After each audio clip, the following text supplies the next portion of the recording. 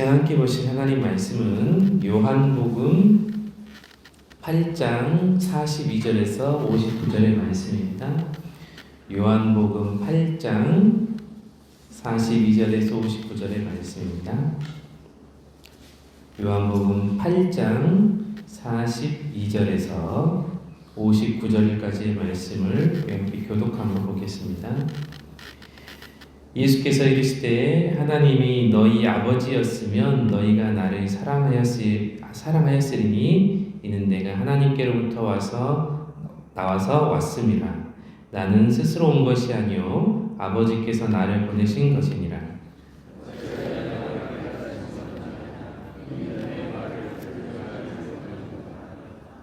너희는 너희 아비 마귀에게서 났으니 너희 아비의 욕심대로 너희도 행하고자 하느니라.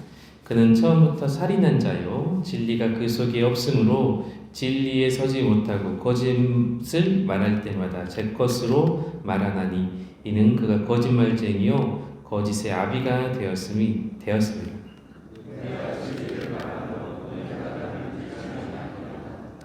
너희 중에 누가 나를 죄로 책잡겠느냐? 내가 진리를 말하는데도 어찌하여 나를 믿지 아니하느냐?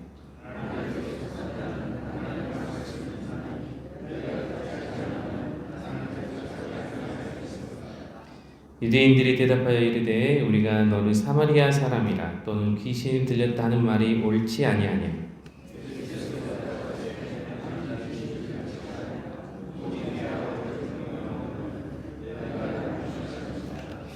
나는 내 영광을 구하지 아니하나 구하고 판단하시는 이가 계시니라.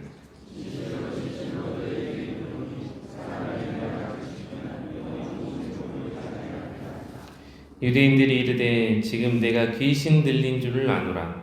아브라함과 선지자들도 죽었거늘 내 말은 사람이 내 말을 지키면 영원히 죽음을 맛보지 아니하리라 하니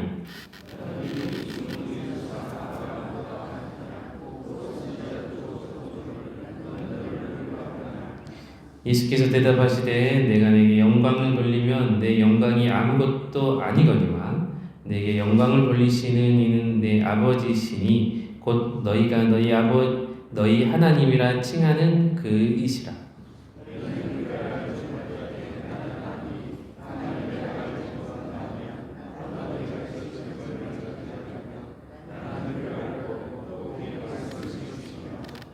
너희 조상 아브라함은 나의 때 볼 것을 즐거워하다가 보고 기뻐하였느니라.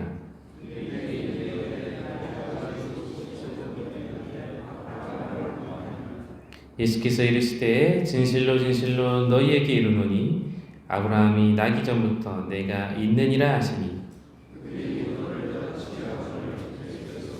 성전에 가십니다.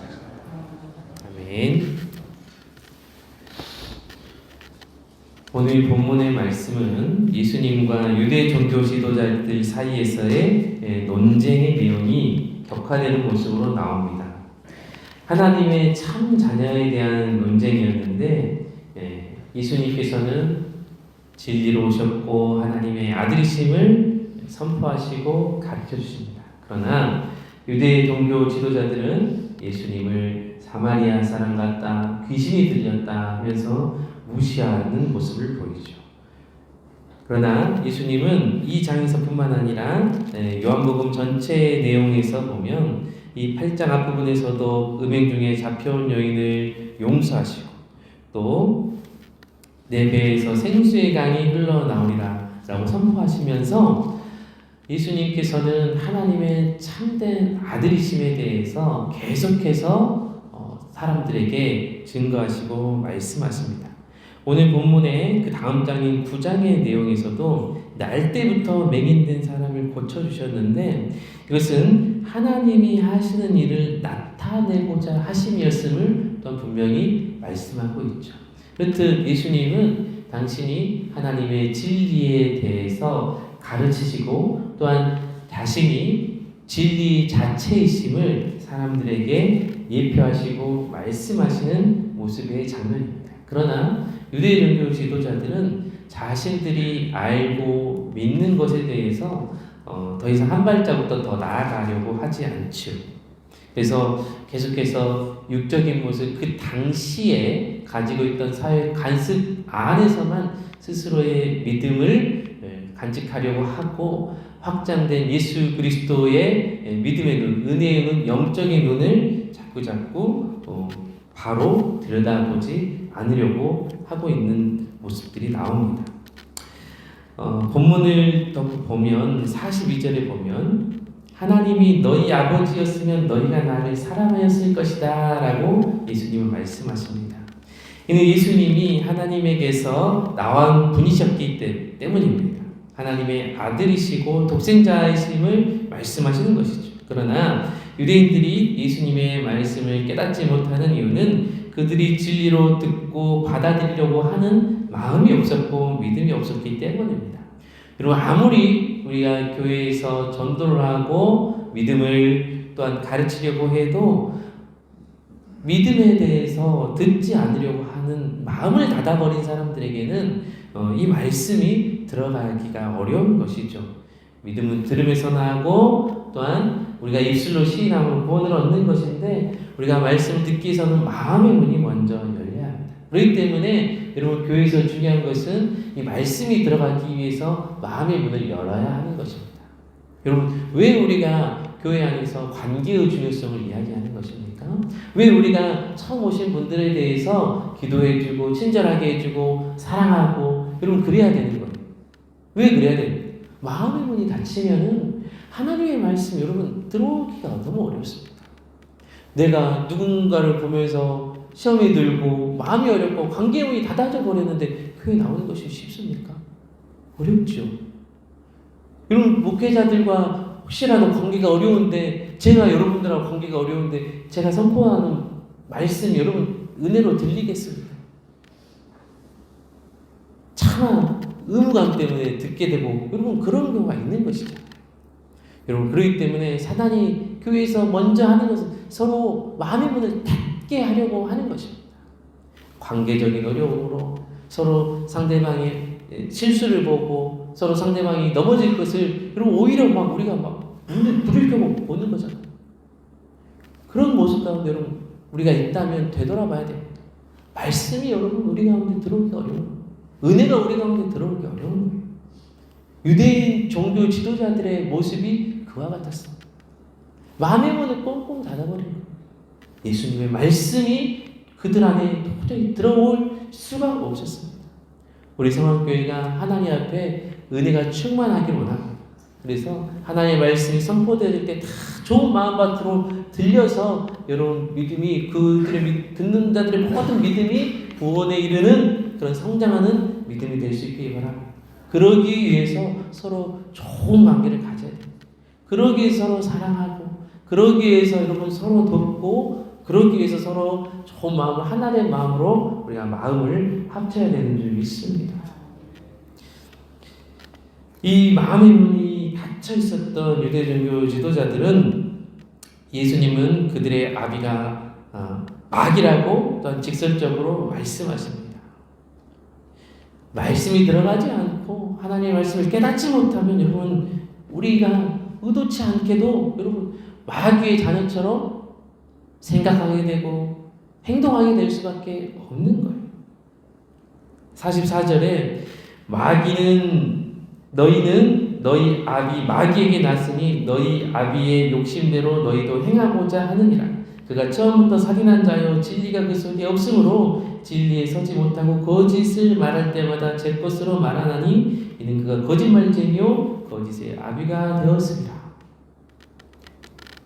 마음이 굳어서 예수님의 말씀이 도무지 들어가지 않는 이 유대 종교 지도자들에게 그들의 아비가 마귀라고 예수님은 말씀하는, 마귀는 처음부터 살인한 자요 거짓말쟁이라고 예수님 말씀하십니다. 창세기 처음 살인한 장면이 나오죠. 바로 가인과 아벨의 이야기입니다. 자신의 제사를 받지 않자 가인이 노하고 분내서 자기 동생 아벨을 죽이게 됩니다. 여러분 거기에서 본질적인 문제가 무엇입니까? 가인이 아벨을 육체적인 살인한 것도 큰 문제지만 가인이 하나님과의 관계에서 멀어져 버리는 거예요.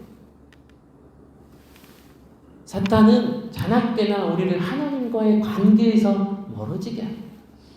마음이 굳어지고 말씀이 우리 안에 믿음으로 아멘 되어지지 않고 들려지게 되지 아니하면 여러분 우리가 하나님과의 관계성에서 점점 멀어지게 됩니다. 하와를 유혹했던 그 뱀, 거짓의 아비인 것이죠. 결국 하와가 아담과 함께 선악과를 따먹게 됨으로 인해서 발생된 문제가 무엇입니까? 하나님의 말씀을 순종하지 않게 되고 범죄함으로 인하여서 하나님과의 관계가 멀어지게 되었다는 거예요. 우리가 우리 스스로를 스스로 잘 성찰해 보아야 돼요. 우리가 하나님과의 관계 안에서 우리의 믿음을 지키고 있는가? 우리가 은혜 안에 거하고 있는가? 내가 기도할 때 하나님의 마음을 품고 기도하고 있는가? 아니면 내가 교회에서 누군가 관계 어려움 때문에 말씀이 들어오지 않고 내가 교회를 은혜의 눈, 사랑의 눈으로 바라보지 않고 나와 관계가 멀어진 사람이 실수하지 않나? 책 잡힐 일을 하고 있진 않나? 이런 율법의 눈으로 보고 있진 않나? 여러분 우리가 스스로를 잘 성찰해 보아야 될 것입니다.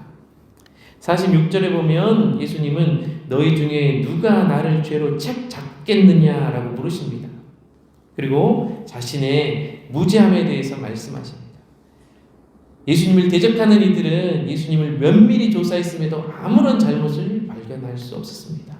예수님은 진리를 말씀하셨지만 그들이 듣지 않는 이유는 그들 안에 진리를 사모하고자 하는 마음이 없었습니다. 돌같이 마음이 굳어져 있었습니다. 그래서 예수님마저도 책 잡으려 했다라는 거예요. 예수님마저도 넘어지지 않나, 실수하지 않나 책 잡으려고 눈에 불을 켜고 있었단 말이에요. 우리의 마음이 굳어지게 되면, 우리의 마음이 하나님과의 관계에서 멀어지게 되면 여러분 우리의 모습이 이와 똑같이 된다는 것입니다. 누군가를 책 잡으려 하고 계십니까? 누군가가 실수하는 것을 기대하고 계십니까? 여러분, 그럼 우리 마음이 유대의 종교지들과 같은 마음이라는 것입니다. 그 마음이 있다면 속히 내려놓고 이 새벽에 주님 앞에 나와 기도하고 은혜의 마음으로 여러분 우리가 기도해야 될 줄 믿습니다. 이 사람 유대 지도자들이 48절에 보면 예수님께 귀신 들렸다, 사마리아 사람 같다라고 이야기하는 겁니다. 사마리아 사람이라는 말은 당시 유대인들에게 신앙적으로 순수하지 못한 이방인과 결혼한 열등한 존재라는 거예요. 그리고 예수님이 그렇게 무시하고 이거는 무시한 욕설인 것이죠.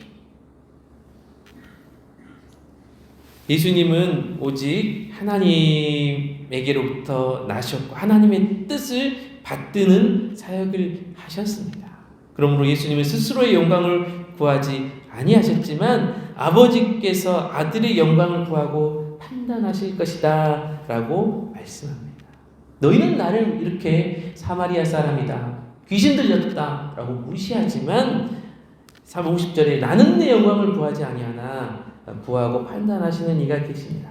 하나님께서 이 아들로 오신 예수님에 대해서 영광에 대해서 말씀하신다. 하나님께서 판단하신다라는 거예요. 여러분 누군가가 우리를 이렇게 시비하고 시기하고 시비를 걸고 여러분 그럴 때 여러분 예수님과 같은 그런 믿음의 반응으로 나아가시기 바랍니다. 예수님마저도 사마리아 사람 같다, 귀신 들렸다, 시비 걸고 싸움 걸고 여러분 무지한 예수님에 대해서 이렇게 말씀 걸고 넘어지죠. 여러분 우리가 믿음으로 살아가려고 하는데 은혜로 살아가려고 하는데 누군가가 우리의 발목을 잡고 시비를 걸고 여러분 우리의 혈기를 내게 하는 상황이 올 수 있습니다. 여러분 사사건건 똑같이 그 혈기 내는 사람과 같이 혈기로 대응하는 것이 아니라 예수님과 같이 하나님의 마음을 구하시기 바랍니다.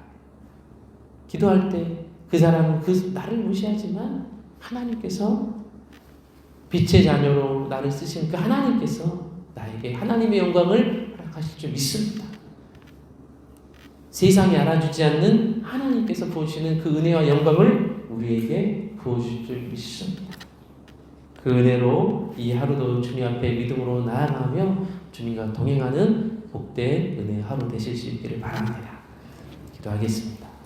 은혜와 사랑의 하나님, 마음이 굳어지고 닫혀지면 예수님마저도 받아들이지 못하고 책 잡으려고 하고 시비 걸려고 하고, 여러분 그랬던 유대 종교 지도자들의 어리석인 영적인 모습을 봅니다. 그 당시에 그들이 잘하는 것 같아 보이고 그들이 능력 있는 것 같아 보였지만 실은 하나님의 뜻은 예수님의 그 길이고 가르침이 가장 좋은 길이고 하나님의 길임을 우리가 함께 듣고 보고 배웠습니다.